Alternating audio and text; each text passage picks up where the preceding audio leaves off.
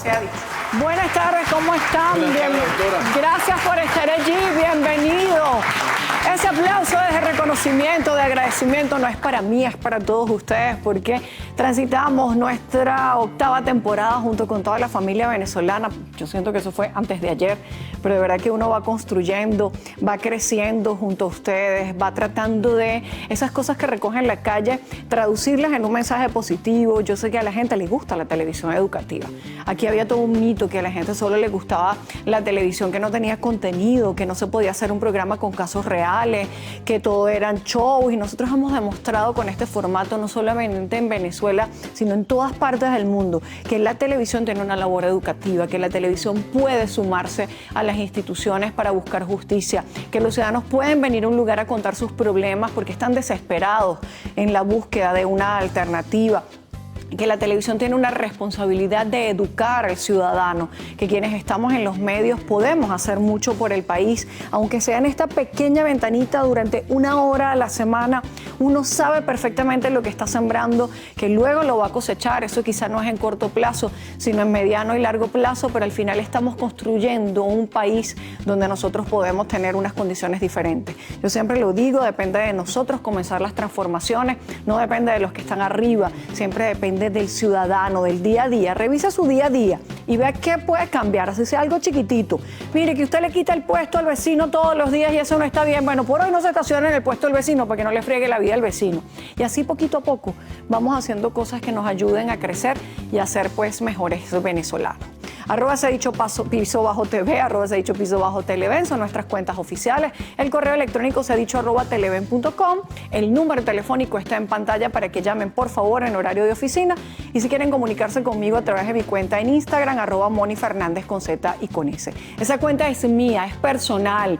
Y en lo personal, miren, yo doy clase, yo doy talleres de oratoria, doy talleres de marca, también voy para la piscina, estoy con mis sobrinos, hago ejercicio, me deprimo, me siento triste, me siento contenta, me enamoro. Todo eso lo pongo en mis redes sociales, por eso son mías. Eso no es una clase de derecho ni un espacio para pronunciamientos de índole político, sino que es mi vida personal, que por poquito a poco la comparto con ustedes, así que entiéndanlo y compréndanlo de esa manera. Señor director, listos a grabar. Bien, por acá están Bonito y Rita Quivera. ¿Cómo están? Buenas tardes. Buenas tardes. ¿Son hermanos ustedes? Buenas tardes, sí. Vienen desde Caracas, Sí. o el caso por lo menos está en Caracas. Cuéntenme, Benito y Rita, ¿qué los trae hasta acá? ¿Qué pasó? Bueno, mi padre fallece el 27 de noviembre. ¿Del año pasado? Sí. Ajá. Y recientemente, bueno, su señora, que también falleció, ya tiene 11 años de fallecido, sus hijastros invadieron el apartamento. Ajá. Yo inclusive, cuando mi papá me dice que está conmigo acá en Caracas, me dice que él se quiere despedir de mi abuela. Me dice, quiero ir a Machique para despedirme de mi mamá. Yo ignoraba todo lo que estaba ocurriendo. Yo lo traslado, me explico, para Machique, vía aérea y tal. Y bueno,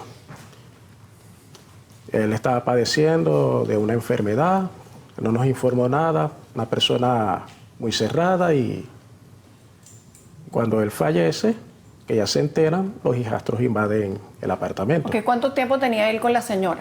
Con Tere, ellos duraron 30 años de casado, pero ella fallece en febrero. El 1 de febrero cumple ya 12 años de muerta. Ajá, pero estaban casados. Sí. Ajá. ¿Y de quién era el apartamento? El apartamento está a nombre de su señora, de Tere. A nombre de ella. Sí, de ella. Pero ¿ese apartamento se adquirió dentro del matrimonio o no? Lo que ocurre es que cuando papá está viviendo con ella en concubinato, esos apartamentos estaban en... ¿Cómo era la palabra? Ellos vivían primero en Maracaibo, porque nosotros somos maracuchos. Okay. Ellos vivieron en Maracaibo, después ellos decidieron aquí, y ese apartamento estaba en nombre de ella, pero ese apartamento estaba hipotecado y él pagó la hipoteca. No importa quién pagó la hipoteca. Pregunto, ¿cuándo se casan ellos? ¿En qué fecha se casan? Ellos se casan en el 85. 1985. ¿En qué fecha se compra el apartamento, independientemente de la hipoteca o no? No tengo en realidad. ¿No tienen los documentos del apartamento? Tengo acá unas copias. Préstame, por favor, para determinar eso. Por favor. Okay. A veces empezamos, no, él pagó la hipoteca, no, pero es que estaba a nombre de ella. Aquí hay algo clave. Claro. ¿En qué momento ese inmueble se adquirió y en qué momento ocurrió el matrimonio? Okay. Si ese inmueble se adquirió dentro del tiempo del matrimonio, puede estar a nombre de ella, pero es de los dos. Si el inmueble se adquirió antes del tiempo del matrimonio, el inmueble es solo de ella y él sería un heredero, no un cónyuge más un heredero. Ahí está la clave de todo. ¿Ok? Porque cuando, Benito, tú me comienzas a decir es que ellos invadieron el apartamento, cuidado, porque si el apartamento estaba a nombre de su mamá, ¿cuál invasión? Ellos son herederos. No, es que yo no me niego de la herencia de Entonces ella. no hay invasión. Su abogado me llamó, su abogada de ellas me llamó y me llamó que me ha llamado 2 veces. Ajá. Porque nos tocaba un 15% porque éramos los herederos de Benito Quivero. Ajá. Y que ese apartamento iba a pasar a subasta. Y yo le Bueno, dije, si ustedes no se ponen de acuerdo, probablemente sí pase a subasta. Por eso es clave determinar el bien a quién pertenecía y cuando esa persona muere, si estaba casada, ¿cómo se distribuye eso? ¿Cuántos hijos tenía la señora? 5. 5. ¿Y ustedes son? 4. Imagínate tú. 9. Es decir, que allí está la clave de eso. No es en quién lo ocupa o quién no lo ocupa, sino cómo van a partir ese bien que probablemente haya quedado un pedacito para cada uno. Entonces, si no se ponen de acuerdo, efectivamente eso va a ir a un juicio de partición. Por eso quiero saber cómo van esas negociaciones. Porque noviembre es muy reciente. Hasta ahora no se ha negociado nada, simplemente es por la actitud de ellos, ya que mi papá, él quiso vender. Pero ¿qué ocurrió? De que ellos estaban, habían de que les correspondían sus ya ellos partes demandaron la partición. sí, pero ellos no querían, sino que querían que se repartiera a todos por igual. por igual. Se repartiera a todos por igual y mi papá nunca cedió a eso, pues. Sí, pero es que no es lo que diga su papá, repito.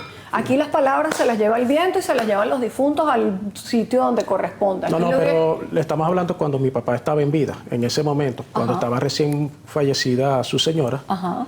Y papá alegó eso, porque en ese momento tenía... ¿Alegó qué?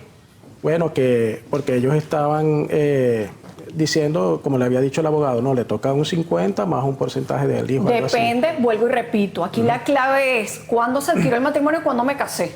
Aquí no hay más explicación que esa, porque si después empezamos, es que eran concubinos antes, sí, pero si tú no lo legalizas ante un tribunal, no eran concubinos antes. Podían vivir juntos, pero necesitas una mero declarativa para pelear. Si el inmueble era de la señora solamente, ya lo voy a ver acá, voy a tratar de buscar a ver si acá, el problema es que ya ustedes están demandados y esto está avanzando. Y está avanzando pues bastante, partición de comunidad que está, con medidas cautelares, etcétera, etcétera. ¿Ya ustedes se dieron por notificados de esto? Sí, pero ahí hay un documento donde salió, creo que a favor de mi papá, porque ellos hasta lo demandaron. Mi papá fue para la Defensoría del Pueblo, inclusive claro, porque ellos demandan esposo primero a él para la partición de los bienes de su mamá. Ese es el tema, que la partición ni siquiera es contra ustedes, es contra él. Sí. Inicialmente. Y si eso sigue avanzando, tenemos que ver, ya está en etapa de subasta. No lo desconocemos. Y hasta que no se incorporen al proceso, y esa es mi recomendación, una vez que yo tengo esto en la mano, para que ustedes lo entiendan, una vez que yo tengo esto, que tengo la demanda, que tengo todo, ya yo sé que hay un caso. Si yo no le paro al caso y yo sigo pensando, tengo razón, esto me toca, eso no es así, el caso sigue avanzando sin ustedes. Sin ustedes, porque el tribunal llamó a alguien. Bueno, llamó al papá de ustedes y el papá de ustedes se murió. ¿Dónde están los herederos de ese señor que adquieren el pleito como herederos? Y ahí vienen los problemas y un día de estos te das cuenta, remataron el inmueble y chao pescado. Vamos al receso, hablamos de eso enseguida. Y al final lo que quede, ustedes lo podrán recibir cuando ya sean herederos, ni siquiera ahora. Se ha dicho. Bien, Benito y Rita, efectivamente hay una demanda de partición bien avanzada porque desde 2016 se demandó a su papá, quien fallece en el 2019. El documento que implica la compra del inmueble, independientemente de quién y cuándo haya pagado la hipoteca, era de la señora difunta, que se compró, según textualmente dice acá, en 1985, 18 de octubre de 1985. Pedí la fecha del matrimonio, que la tiene Benito en su computadora, y se casaron el 12 de enero de 1995. ¿Qué significa eso? Independientemente de que yo haya pagado la hipoteca en comunidad, el apartamento se adquirió en el mismo momento que se hizo el contrato de compra-venta y no estaban casados. De hecho, la señora era divorciada. ¿Qué significa eso? Que en el momento en que muere la señora, los herederos son sus 5 hijos más el papá de ustedes, que era su esposo, pero no el cónyuge, para dividir los bienes como cónyuge. Eso se divide el 100% entre 6. ¿Está claro? Cuando el papá de ustedes muere, el porcentaje de su papá se divide entre ustedes 4 como hermanos. Es decir, el porcentaje de su papá de esa sucesión donde él entra como heredero y no como cónyuge más heredero. ¿Está claro? Ahí está la clave de todo esto. Oponerse, retardar, no contestar, no ir, etcétera, no va a ayudarlos a ustedes en nada en el proceso. Por eso pregunto en qué fase está esto. Lo que nadie se está oponiendo. Inclusive lo que queríamos era saber, aclarar. ¿Quién vive en el apartamento? Mi papá era el que vivía ok, pero su papá se murió. ¿Quién quedó allí? Y él tenía un muchacho, un inquilino, que estuvo conviviendo con mi papá 11 años. Yo simplemente lo iba a visitar, donde le llevaba alimentos, etcétera, etcétera. Y bueno, allí en ese apartamento mi papá vivió solo, pagó también sus condominios, los servicios y todas esas cosas. Estaban en comunidad. Ese era el hogar común de ellos. Por lo tanto, lógicamente se muere la señora, el que queda vivo paga. Es decir, todo lo que ustedes quieran, pero eso no le da derecho al papá de ustedes, ni a ustedes en consecuencia, de tener más derechos sobre el inmueble. Por eso les decía, a veces nos distraemos en quién pagó, en quién no. Es que él era el que trabajaba y ella era ama de casa y el dinero salió de su bolsillo. Estaban casados. Gastos de la comunidad son gastos comunes de ambos. No porque yo pago la hipoteca tengo derecho al apartamento. El apartamento es de la persona con la cual se hizo el contrato. En este mismo momento se hizo la compra-venta, aun y cuando el banco tiene un crédito. ¿A favor de quién? Del comprador del inmueble. Que el comprador del inmueble después se casó. Bueno, chévere. Los gastos, más la producción, más el pago de los gastos comunes, son de los dos. Yo no puedo decir, él pagó la hipoteca del apartamento, entonces le correspondía a él. Eso es una confusión muy común de la gente. Es que mi papá lo pagó, salió de su bolsillo. Él era el que pagaba el condominio. Estaban casados. Yo no le puedo cobrar a mi cónyuge los gastos de nuestro hogar común. ¿Por qué? Porque los gastos son de los dos. En ese momento, el pago de la hipoteca, aun cuando era una obligación adquirida por ella, pasa a ser un gasto que tienen que hacer en la comunidad. Pero eso no le da derecho de propiedad a su papá. Y lo otro era de que ellos quieren agarrar el dinero de la parte de lo que es de mi papá para simplemente pagar sus abogados, pagar los servicios y todo eso. También eso es válido. ¿Cómo así? Vamos a sacar la cuenta de la primera cuenta. Vete contándome eso. Ajá. Bueno, que simplemente quieren agarrar, como decir, la parte que le queda a mi papá para pagar todos los gastos. Inclusive en esos documentos aparece donde lo demandaba, que no podía tener alquiler, que tenía secuestrados los bienes, etcétera, etcétera. Sí, claro, le dictaron medidas. Dictaron medidas pero contra se las negaron, su papá. Pero se las negaron. ¿Cómo? Se las negaron. Sí, porque no consideraron que había peligro porque al final era el cónyuge, ¿sí? Y entonces al ser el cónyuge y habitar la vivienda, el tema es que su papá debió resolver su rollo en vida. ¿Por qué? Porque él le toca solamente el 16,6% del inmueble. Ese 16,6% se divide entre 4, con lo cual a ustedes les toca un 4,16% a cada uno del inmueble de su papá. ¿Quién tiene la mayoría? Los hijos de la difunta, porque ellos heredan un porcentaje que sumándolo entre todos, si son 5, es mucho mayor que el porcentaje que suman ustedes. Ajá, y lo otro es que quieren llevar el apartamento a subasta. Y porque si no se han incorporado al proceso. Repito, cuando hay una subasta, cuando nadie se puso de acuerdo, Si en 1916, o en el 2016, perdón, cuando a su papá lo demandan, que fue la primera demanda, ¿por qué demandan? Porque es que no se pudieron poner de acuerdo con el señor. ¿Qué le estaban diciendo a los hijos de la difunta? Dame mi parte. A ti solo te toca el 16,6%. Allí debió comenzar la negociación y él debió decirle, está bien, yo tengo el dinero para pagarles a ustedes sus quintas partes. Toma tu 16,5, 16,5, 16,5, 16,5, 16,6. Pero él no lo hizo. Él siguió habitando el inmueble sin partir la herencia. ¿Qué hacen los que tienen derecho? Si yo te estoy dando la oportunidad de que nos pongamos de acuerdo y tú no me quieres dar mi parte y tú sigues ocupando el inmueble, se acaba el diálogo y yo te tengo que demandar. Vale, te demando. Pregunto, ¿su papá fue al proceso a defenderse? Él le entregó un poder a un abogado, pero no sé qué sucedió allí. Desconozco. Eso es lo primero que ustedes tienen que saber, porque si efectivamente el inmueble está en subasta, ustedes lo que van a recibir no es así lo que reste. Lo que ocurre es que desconocíamos, porque papá era cerrado, él no comunicaba nada, él no decía absolutamente... No, el abogado me llamó y me dijo que nos tocaba un 15%. Y si no se hacía el proceso, pues llegaba la suma. Bueno, el 15% es la suma del 4,4 de cada uno. Sí. Pues exacto, eso da. Ustedes son 4, ¿cierto? Sí. Bueno, 4 y 4, eso es lo que da. 4 y 4, 8, 8, 16, un poquito más para arriba, un poquito más para abajo. Y por lo tanto los gastos son también. Y sí, por eso que queremos tener las cosas claras. No, yo quise venir aquí porque nosotros no habíamos consultado a ningún abogado, entonces nosotros dijimos, vamos a llamar al final de esto entró ya, Mónica. Si ya entró en remate, ¿sí? No. Si ya entró en remate. No creo que haya entrado en remate. No. Si le están diciendo que va a subasta, es que ya. No, porque siempre están amenazando con eso. Bueno, la mejor forma de saber es, primero les pregunto, ¿ustedes hicieron la sucesión de su papá? Estoy en ese proceso. Okay. Eso es clave.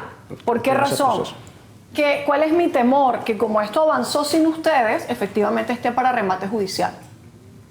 Y Benito, que se murió, les dejó a ustedes un pleito como herencia. Es correcto. Y entonces los gastos de ese pleito los asume Benito. Por lo tanto, los asumen ustedes. El inmueble va a remate y efectivamente los gastos del abogado público que le nombraron al papá de ustedes, el costo del perito, el costo del avalúo judicial, el costo del traslado de esto, el costo del traslado de esto, todo eso se descuenta del valor del inmueble rematado. Bueno, ya el abogado no se encuentra, porque se fue a República Dominicana y renunció. Seguro hay otro. La única forma de esto es incorporarse al proceso. Llamarla a ella, ella me dijo que... Ni siquiera llamarla a ella. Tienen que ir al proceso y decir, ¿en qué estado está esto? Nosotros somos hijos más no herederos. ¿Por qué? El proceso sigue en contra del papá de ustedes. Y al final lo que quede, ustedes lo podrán recibir cuando ya sean herederos, ni siquiera ahora. Ajá, y lo que adquirió papá, los bienes que tiene, las herramientas en el apartamento, yo regalé parte de las herramientas. Vamos a hablar de eso al regreso, pero volvemos a lo mismo. Okay. Vamos a pelearnos por unas herramientas cuando lo que estaba en juego. Más. Vamos a hablarlo al regreso, enseguida. Y eso lo adquirió fuera ya de cuando la señora estaba muerta.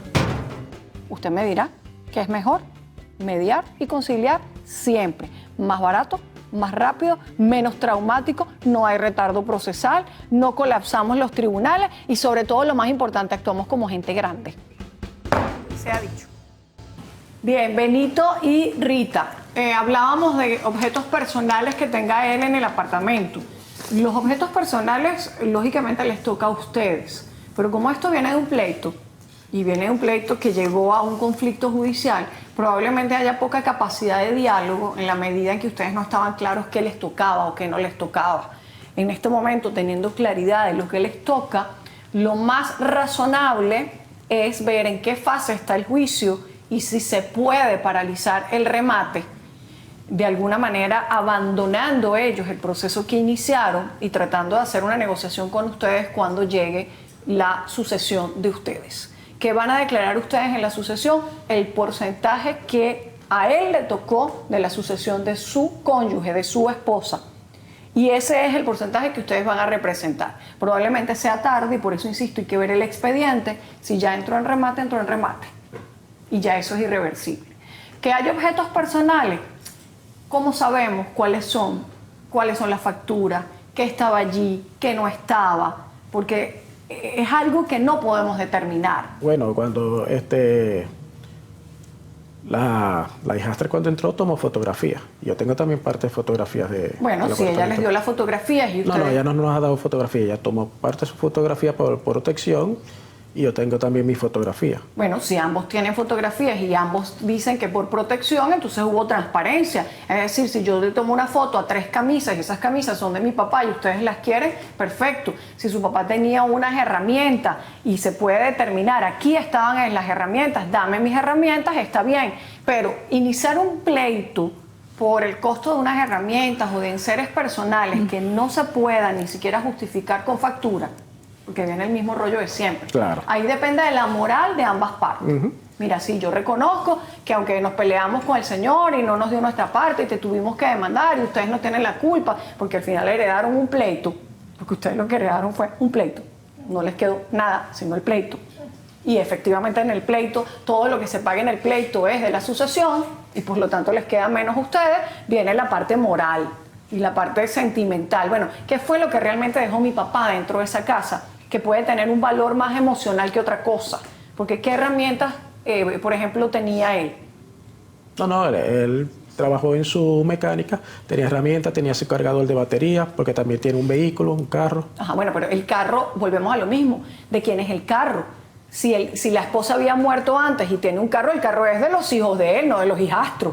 Ellos no tienen derecho a nada, me explico. Si hay un carro a nombre de él... Sí, el carro está a nombre de él. ¿Pero se adquirió dentro del matrimonio?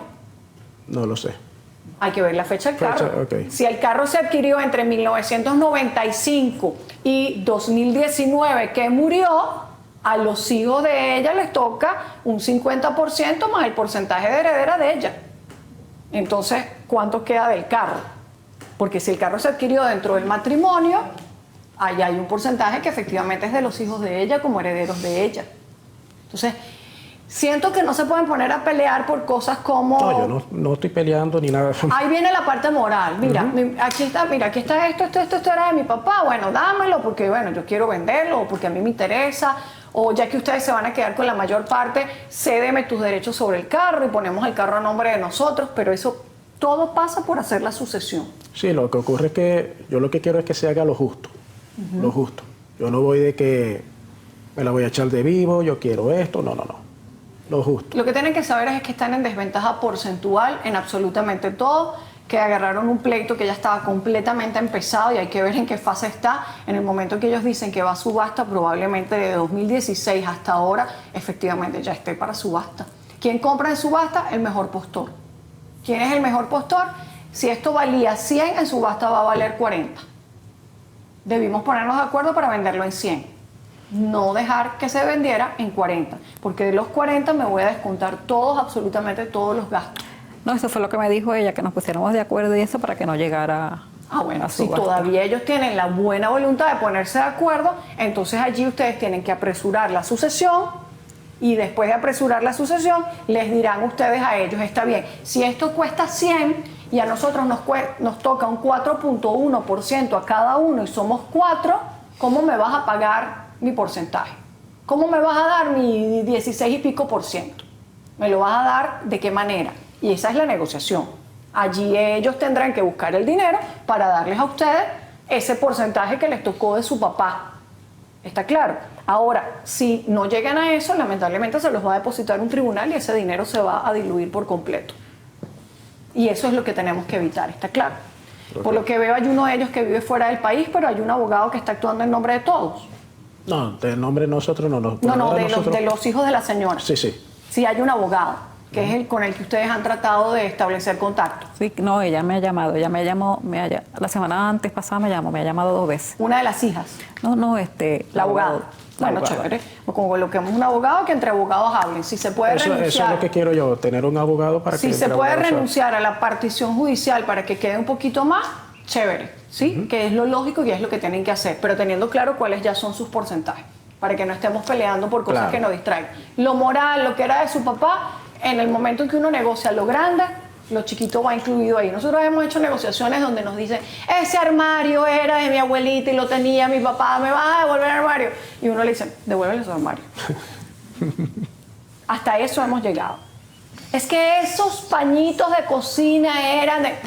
Hazme el favor, le devuelvo los pañitos de la cocina a la señora. Porque nos apegamos tanto a algunas cosas que perdemos tanto tiempo. Pero bueno, lamentablemente el papá de ustedes le dejó ese pleito.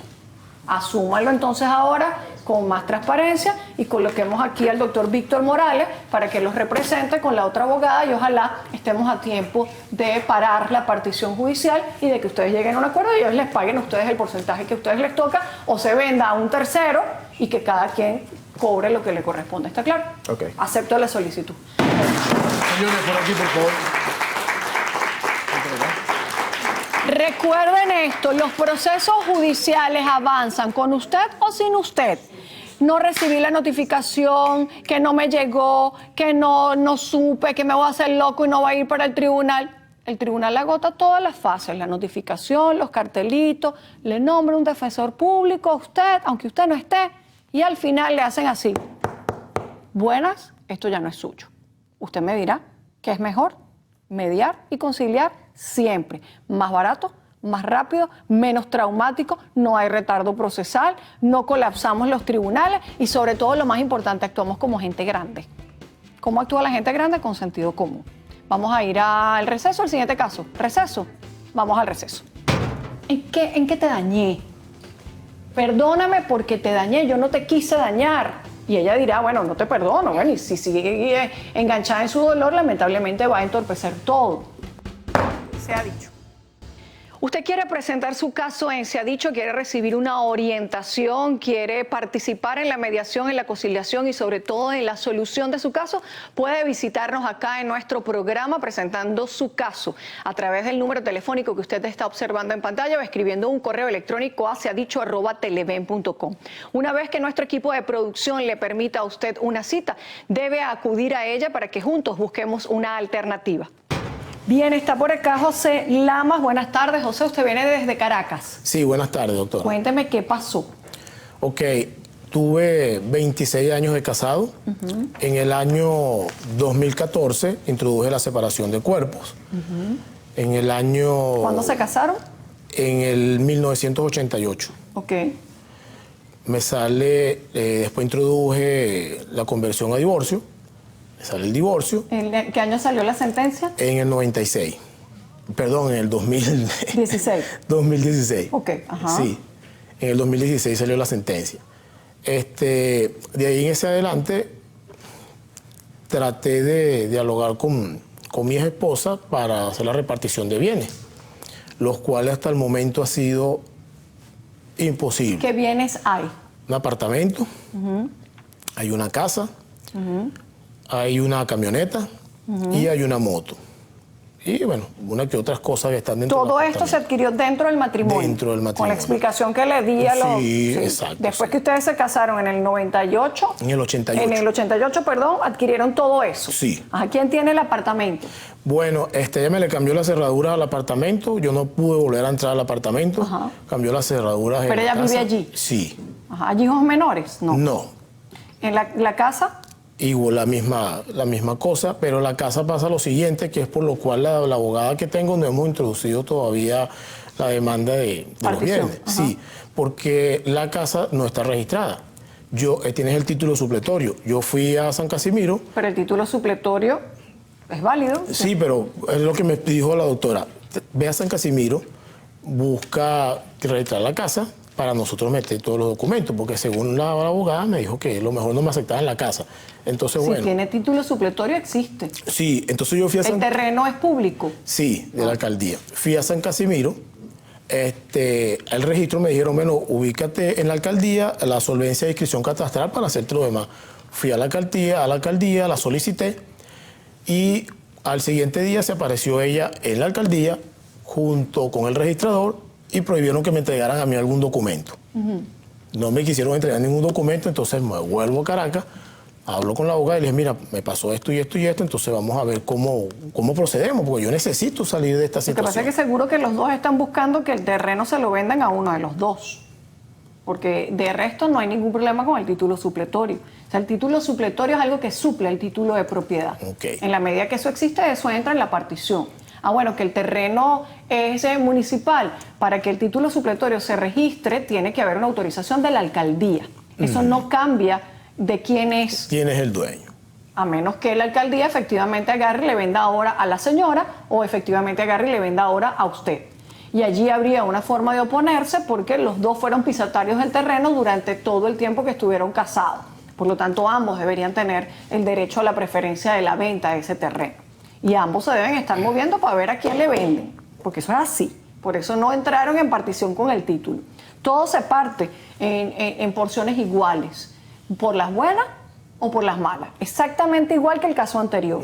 ¿Por qué? Porque una partición, sea de una sucesión, sea de una sociedad, sea de una comunidad de cónyuges, sea de una comunidad de concubinos, de lo que sea, se parte de la misma manera. O nos ponemos de acuerdo de la manera más bonita, o lamentablemente vamos a un proceso que va a tardar unos cuantos años, donde ustedes paguen abogados, donde paguen gastos, donde paguen copias, donde paguen perito, rematador, tasador, alguacil, traslados, carteles, abogados por aquí, abogados por allá, y ya está. Entonces, por eso, la pregunta es, ¿qué capacidad de negociación hay con la señora? En realidad no quiere, ella dice que todo eso es de ella, que no me va a dar nada. Y yo necesito mi 50%. ¿Qué le está cobrando la señora ahí a usted? No, nada. ¿El daño moral? Bueno, no sé qué me estará cobrando porque simplemente... ¿Por qué fue la separación de ustedes? Bueno, yo le dije que me cansé de ella, quería seguir viviendo con ella. Me cansé y le dije, metí el divorcio y ya. ¿Y de qué se cansó? ¿Cuál era el problema, el conflicto entre ustedes? El conflicto era, cómo es ella. Todos los años que vivimos juntos y todo el tiempo yo diciéndole cambia. ¿Y usted no tenía nada que cambiar? Yo también, pero la idea era que cambiáramos los dos. ¿Tuvieron hijos? Sí. ¿Cuántos hijos tienen? 2. ¿Y qué tal se llevan con sus hijos? Yo con el mayor bien. A raíz de todo esto, el mayor vive en Bogotá. Y con la hembra, a raíz de todo esto, pues se ha distanciado mucho esa relación padre-hijo. Pero supongo que la madre está dolida. De alguna forma, sí. Me imagino que está dolida y no ha dejado que yo tenga esa relación con mi hija. Esa es la factura, que no es legal, pero viene la parte moral, como siempre lo explico. Cuando hay un conflicto de partición de bienes, todo el rollo viene, todo, absolutamente todo, por el dolor que yo tengo para ejecutar lo legal. Mientras más me duele, yo lo que hago es controlo mi dolor a través de no te voy a dar nada, esto es mío, tú no tienes derecho a nada, porque tú fuiste bla, bla, bla, bla, bla, bla, bla, y el otro dice porque tú también fuiste bla, bla, bla, bla, y mientras tanto están los bienes secándose, perdiendo valor, y esa amargura y esa peleadera, y de repente, ups, uno se muere. ¿Y de qué sirvió el conflicto? De nada, yo he tratado de dialogar con ella para llegar a un acuerdo. Sí, pero mientras haya dolor, no hay diálogo. Y para que no haya dolor, eso pasa por el perdón. ¿Sí? Porque a veces nosotros sentimos que no le hacemos daño a nadie con nuestros actos. Y al final lo hacemos. Si alguien está dolido, es porque algo lo dañó. Cualquier cosa. Claro. Y usted tiene que ser consciente. ¿En qué te dañé? ¿Y cómo yo puedo enmendar mi daño moral? No por el interés de resolver los bienes, sino porque al final ustedes tienen 2 hijos en común. Y al final, en el momento que pase algo, ustedes son padres. Ya no son esposos, pero son padres. Y eso pasa por el perdón, y es sentarse maduramente y decirle, mira, ¿en qué te dañé?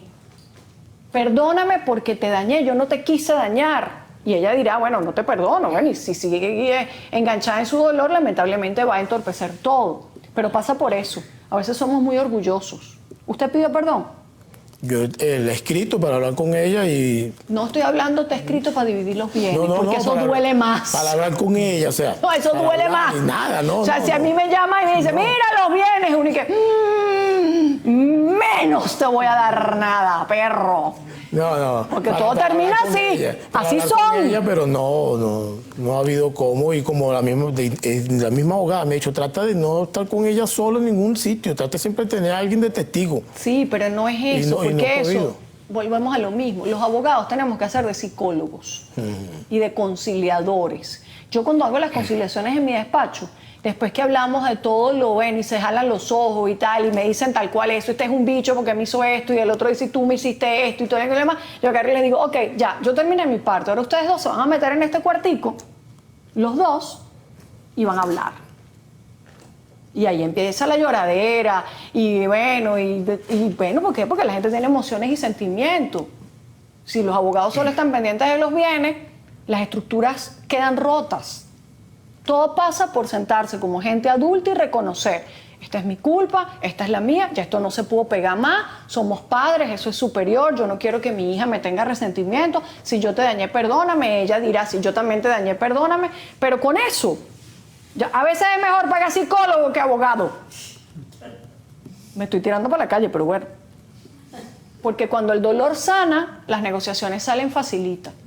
Yo, si no tengo dolor, tengo que entender, la ley es clara, 50 y 50. ¿Tienes plata para comprarme mis 50? No. ¿Tengo plata para comprarte sus 50? No. Tenemos que venderle a un tercero y distribuirnos nuestros 50. ¿Por las buenas o por las malas? Las malas es aquí, el costo. Las buenas es aquí. Ahí está la clave de toda negociación. Eso se llama mediar y conciliar y hay que saber hacerlo. Si yo solo llamo para partir, y el dolor, José, el dolor de las mujeres, porque lamentablemente somos así, no prescribe. No prescribe. La mujer se queda enganchada en su dolor, ¿sí? Entonces hay que saber cómo manejarlo para poder lograr el objetivo, no por manipulación, sino además por calidad de vida. Uno tiene que decir, perdón, pues ya, la embarré. No quise, pero así fue, y listo, y ya, para ver si la otra persona sana. Eso, bueno, pues eso da vigencia al Código Civil más que una sentencia judicial. Vamos al receso, tomo decisiones enseguida. Si en un mes no se logra una partición amistosa, se tiene que ir a tribunales y que cada quien asuma el costo de su dolor. Okay. El dolor es caro. Se ha dicho. José, ¿cuándo fue la última vez que intentaron hablar con ella? ¿A través de abogados o ustedes o cómo? El año pasado. ¿El año pasado en qué fecha? Sí, sería como en junio, por allí, creo que intenté hablar con ella nuevamente. La posición es, no te voy a dar nada. Sí, el diálogo en realidad no fue más idóneo, yo lo dejé así. ¿Qué salió en ese diálogo a relucir? Bueno, porque cuando yo digo el diálogo no fue el más idóneo, ¿qué salió allí a relucir? Bueno, insultos, improperios, y yo simplemente me quedé tranquilo y ya. Es que vamos a lo mismo. El cerebro suyo está tratando de partir los bienes y el cerebro de ella está en lo emocional. Y ahí no hay match. Y hasta que eso no se arregle, lo demás no va a fluir bajo ningún punto de vista. Lo que tiene que entender la señora es, en la medida en que ella habita un inmueble que puede ir a partición judicial, la pueden dejar en la calle. Entonces va a tener menos dinero y no va a tener casa. Y usted va a tener menos dinero y tampoco va a tener casa. Porque cuando se parte judicialmente, excepto en los casos en este momento donde hay menores de edad, tanto en sucesiones como en matrimonios, que la partición se va a ejecutar cuando el menor de edad cumpla la mayoría de edad, pero en el caso de ustedes, sus hijos son mayores de edad, no hay nada que proteja a la persona en la vivienda. Si eso va a un remate judicial y el señor Perdomo compró, el señor Perdomo le dice al juez, me sacas al señor José de aquí. Y ya. No, que yo tengo derecho a la vivienda. No. Ya eso se partió. Eso es mío. Aquí no hay menores de edad, por lo tanto no tengo que sujetar la ejecución forzosa de la partición. El dueño soy yo y usted se va para la calle. Y vaya a recoger su real y medio para allá para el tribunal. Eso es lo que ella tiene que entender. Okay. Y en caso, ¿cómo hiciera yo para poder entrar al apartamento? Ese es el hogar de ella. Tan sencillo como eso. Primero fue el hogar común, ustedes se separan, usted salió del inmueble, ese es el hogar de ella y yo no puedo violar el hogar de una persona. Aun cuando usted sea copropietario, porque efectivamente es copropietario, ese es el hogar de ella. Y no puede entrar porque ahí sí se mete un rollo, ¿sí? Porque va a violar el domicilio, porque va a entrar en un problema de justicia por propia mano y además de eso un problema de violencia contra la mujer.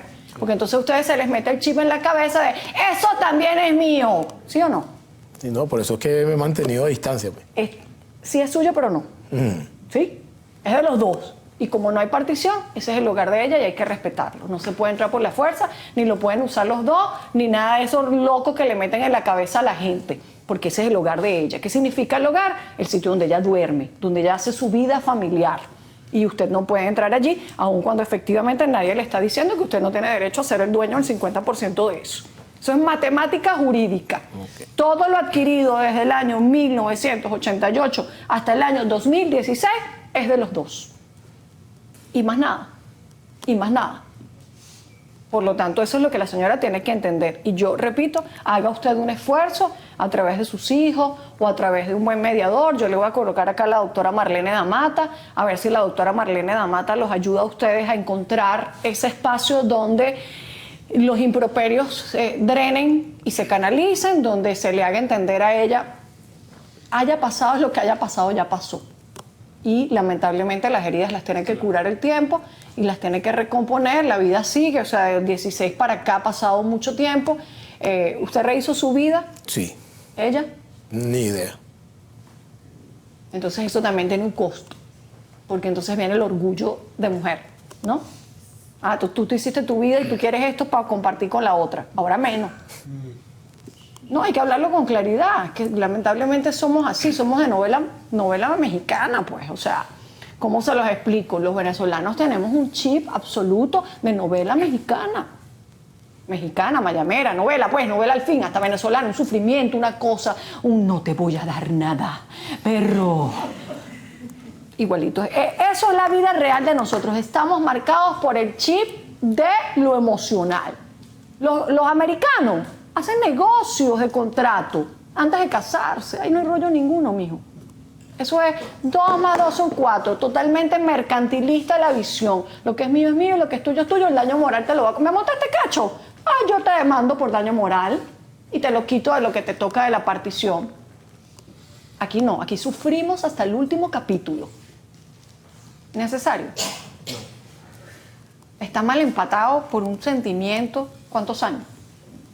De verdad, eso envejece, hija. Eso envejece. Y además ese señor hizo su vida, usted haga la suya y ya. Vamos a intentarlo, pero eso no es ninguna garantía. Okay. ¿Cuál es el camino? Si la señora no quiere mediar porque su dolor o lo que usted le hizo o lo que pasó supera su capacidad, porque hay gente que la supera, pues hay veces que no podemos canalizar el dolor como queremos. Bueno, tendrá usted que demandar y pues ni modo, pues. Ahí sí no duele nada, a los tribunales no le duele nada. Los tribunales hacen lo que hay que hacer según el Código de Procedimiento Civil y según el Código Civil. Les quedará real y medio, pero bueno, esa es la decisión que queda, igual que el juicio anterior. Todavía tienen oportunidad de hacerlo por las buenas, pero efectivamente vaya pensando si usted tiene plata para comprar, cuánto valen los bienes, ponerle el precio a los bienes. ¿Quién tiene el carro? No, todo lo tiene ella. ¿Y la moto también? No, la moto la tengo yo. Ah, bueno, por lo menos tiene una moto, pues. ¿Qué le puedo decir? Por lo menos quedó algo, pues. Ahora se va a ir usted con la reflexión, ¿verdad? Para su casa, porque lo legal se encarga uno y eso es matemático. Ahora usted se va a ir a su casa con la reflexión que yo le estoy dejando. Calladito, hacia adentro. Y dice, ok, ¿dónde yo fallé? ¿Dónde?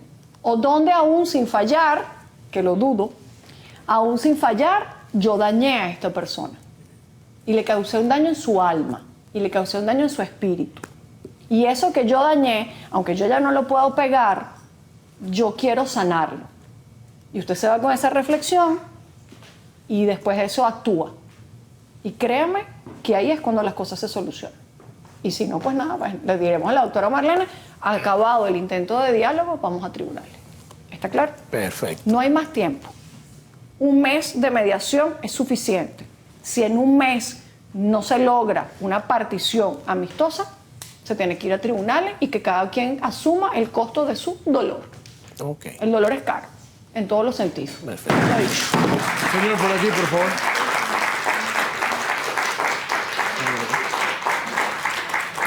Todos hemos pasado por ahí alguna vez, todos alguna vez hemos dañado, todos en algún momento nos han dañado, así es la vida, pero lo que no tenemos es que engancharnos en eso porque no es saludable. Jurídicamente nos interrumpe mucho el trabajo. Yo que se los digo que nosotros nos dedicamos a esto, a mediar y conciliar, y nos toca canalizar las lágrimas, nos toca canalizar las cosas que la gente siente. Son tantas cosas que ustedes a veces no entienden porque están enfrascados en su subjetividad. A nosotros los mediadores nos toca salir de la subjetividad, buscar el punto medio como virtud y en ese punto medio ir trabajando para descongestionar la justicia formal y hacer de la justicia alternativa una justicia mucho más productiva, mucho más efectiva y además más sana, porque la mediación y la conciliación pasan precisamente por eso que se llama perdón y olvido. Todo lo demás ahí fluye, así que les dejo eso para la reflexión. Nos vemos en un próximo Se ha Dicho. Se les quiere y se les respeta. Un beso para todos y hasta la próxima. Gracias. Chao, chao. Gracias. Chao.